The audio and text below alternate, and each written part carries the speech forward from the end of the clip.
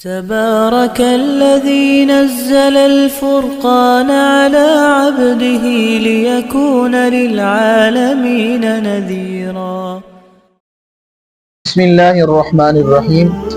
یہ ہماری ایک بہن نے جو ہے یہ سوال پوچھا ہے کہ کیا عورت جوڑا بنا کر نماز پڑھ سکتی ہے یا نہیں، یا جو عورتیں جوڑا بنا کر نماز پڑھتی ہیں کیا ان کی نماز ہو جاتی ہے یا نہیں، یا جو عورتیں جوڑا باندھتی ہیں کیا ان پر اللہ کا غضب، اللہ کی لعنت یا اللہ کی پھٹکار برستی ہے یا نہیں، اس بارے میں رہنمائی فرمائیں۔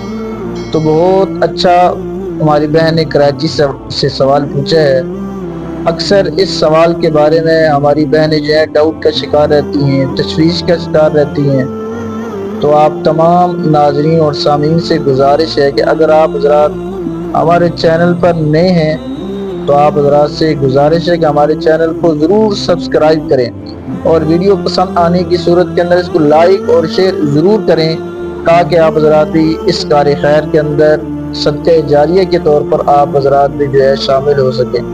تو باقاعدہ ہم اپنی بہن کے سوال کا جواب دیتے ہیں کہ یہ سوال پوچھا گیا ہے کہ عورت کے جوڑے کے متعلق۔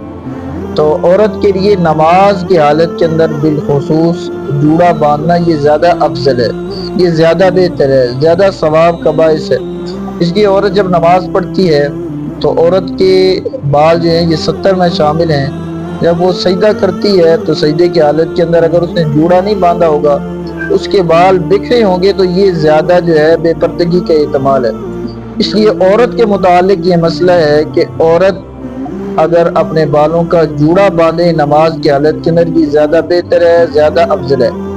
مرد کے لیے یہ حکم ہے کہ مرد نے اگر بڑے بال رکھے ہیں، جوڑا باندھا ہوا ہے، تو نماز کی حالت کے اندر اس کو اپنا جوڑا، اپنے بالوں کو کھولنا پڑے گا، اور اپنے بالوں کو کھول کر جو ہے وہ نماز پڑھے گا۔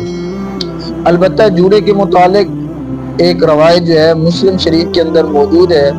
یہ روایت حضرت ام سلمہ رضی اللہ تعالیٰ سے روایت ہے کہ اللہ کے نبی صلی اللہ علیہ وسلم سے سوال پوچھا کہ اللہ کے نبی صلی اللہ علیہ وسلم میرے بڑے بال ہیں، تو میں ان کی جو ہے سخت قسم کی چٹیاں بناتی ہوں، یعنی اپنے بالوں کا جوڑا بناتی ہوں، کیا میں جب غسل کروں تو اپنے بالوں کی چٹیاں یا اپنے بالوں کا جوڑا کھول کر غسل کیا کروں یا اسی حالت کے اندر؟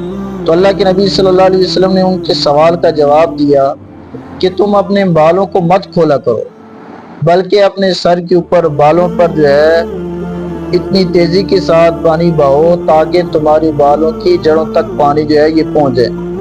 تو اس روایت سے جو ہے فقہائے کرام نے استدلال کیا ہے کہ عورت کے لیے جو ہے جوڑا باندھنا یہ جائز ہے، بلکہ حضرت ام سلمہ رضی اللہ تعالی عنہا کے عمل سے بھی یہ بات جو ہے یہ جائز ہے۔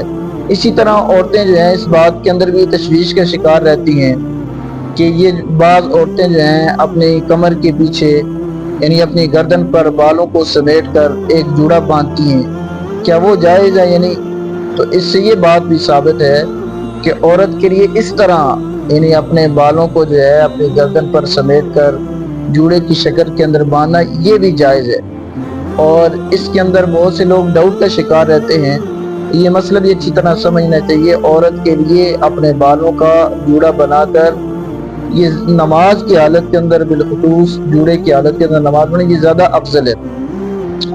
اور البتہ مرد کے لیے یہ حکم میں نے بتا دیا ہے کہ مرد کے لیے اگر اس کے بڑے بال ہیں تو جب نماز پڑھے گا اپنے بالوں کو کھولے گا۔ تو یقیناً آپ حضرات کو یہ مسئلہ اچھی طرح سمجھ آ چکا ہوگا۔ آپ حضرات کو ہماری یہ ویڈیو پسند آئی ہو تو اس کو زیادہ سے زیادہ لائک اور شیئر کریں، اور صدقہ جاریہ کے طور پر جو ہے ہمارے چینل کو سبسکرائب کریں۔ اللہ تبارک و تعالیٰ ہمیں دین کی مسائل کی صحیح سمجھ عطا فرمائے۔ وآخر دعوانا الحمدللہ رب العالمین۔